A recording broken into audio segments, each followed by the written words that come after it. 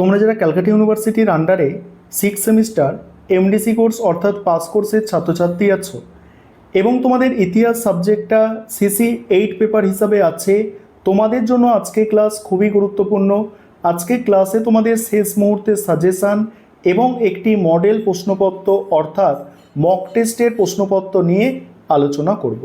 প্রথমেই তোমরা সম্পূর্ণ সাজেশানটা দেখে নাও, 10 এবং 20 নম্বরের জন্য যে প্রশ্নগুলো তৈরি করবে।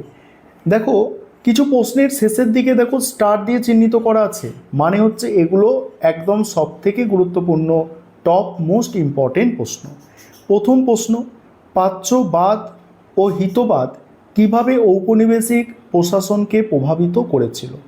নেক্সট, মারাঠা রাষ্ট্রসংঘের পতনের কারণ আলোচনা করো, একদম টপ মোস্ট ইম্পর্টেন্ট প্রশ্ন। পরের প্রশ্ন, রায়তওয়ারি বন্দোবস্তের প্রকৃতি ও প্রভাব আলোচনা করো। প্রশ্নটা ঘুরিয়ে আসতে পারে, রায়তওয়ারি ব্যবস্থা কি দক্ষিণ ভারতে গ্রামীণ সমাজের গুণগত পরিবর্তন ঘটিয়েছিল।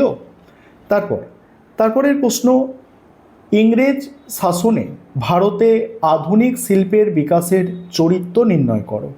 নেক্সট, মোস্ট ইম্পর্টেন্ট প্রশ্ন, ঈশ্বরচন্দ্র বিদ্যাসাগর কি ঐতিহ্যানুসারী মানে প্রগতিবাদী ছিলেন। মোস্ট ইম্পর্টেন্ট প্রশ্ন, 1857 সালের মহাবিদ্যের চরিত্র ও প্রকৃতি আলোচনা করো। মোস্ট ইম্পর্টেন্ট প্রশ্ন, খুব ভালো করে দেখবে।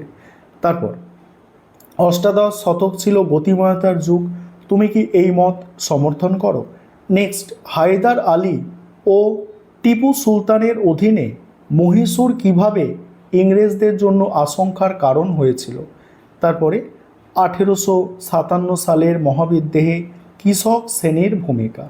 নেক্সট, 1835 থেকে 1857 খ্রিস্টাব্দের মধ্যে প্রবর্তিত শিক্ষানীতির প্রধান বৈশিষ্ট্য বা প্রবণতাগুলি আলোচনা করো।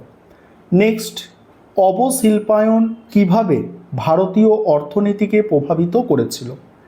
নেক্সট, সাঁওতাল বিদ্রোহের কারণ ও তাৎপর্য বিশ্লেষণ করো। নেক্সট, চিরস্থায়ী বন্দোবস্ত প্রবর্তনের কারণ কি ছিল, এই ব্যবস্থা কি সফল হয়েছিল। ঔপনিবেশিক ভারতে অরণ্য নীতি ব্যাখ্যা করো।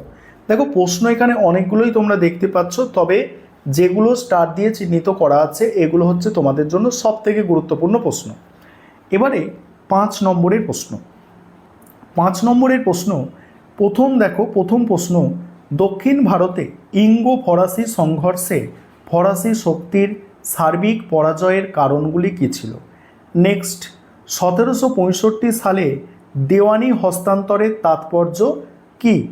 নেক্সট, বাংলার অর্থনীতিকে 1770 সালের মর্মন্তর কিভাবে প্রভাবিত করেছিল।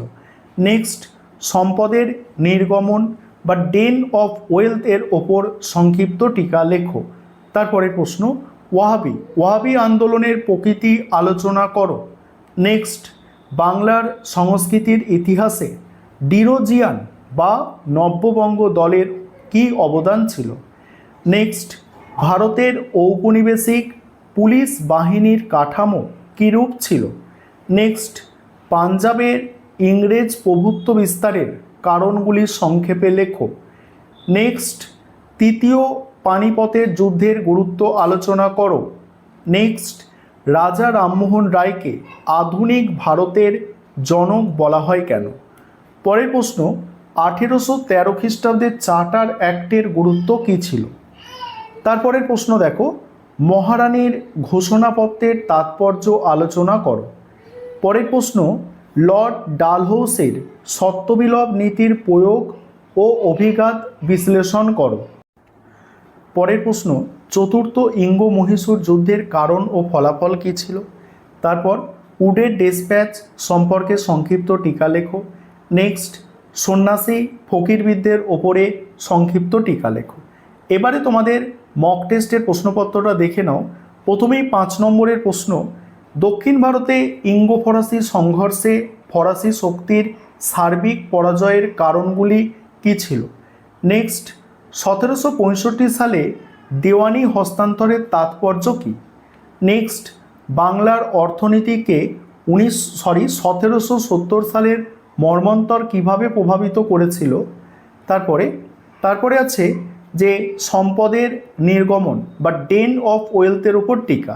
নেক্সট ওয়াবি আন্দোলনের প্রকৃতি আলোচনা করো। নেক্সট ভারতে ঔপনিবেশিক পুলিশ বাহিনীর কাঠামো কীরূপ ছিল। তারপরে বিভাগ খ, যেখানে 10 নম্বরের প্রশ্ন তোমাদের থাকে, এখানে রেখেছি দেখো মারাঠা রাষ্ট্রসংঘের পতনের কারণ, রায়তওয়ারি বন্দোবস্তের প্রকৃতি প্রভাব, ইংরেজ শাসনে ভারতের আধুনিক শিল্পের বিকাশের চরিত্র, ঈশ্বরচন্দ্র বিদ্যাসাগর কি ঐতিহ্যানুসারী প্রগতিবাদী ছিলেন। এবার বিভাগ গ 20 নম্বরের প্রশ্ন থাকে, প্রাচ্যবাদ ও হিতবাদ কিভাবে ঔপনিবেশিক প্রশাসনকে প্রভাবিত করেছিল। 1857 সালে মহাবিদ্যের চরিত্র প্রকৃতি আলোচনা করো। অষ্টাদশ শতক ছিল গতিময়তার যুগ, তুমি কি এই মত সমর্থন করো। নেক্সট চিরস্থায়ী বন্দোবস্তের প্রবর্তনের কারণ, এই ব্যবস্থা কি সফল হয়েছিল। এবার তোমরা যারা ইংলিশ ভার্সানের স্টুডেন্ট তোমরা দেখে নাও। এই হচ্ছে সম্পূর্ণ সাজেশন, এবারে তোমরা দেখে নাও।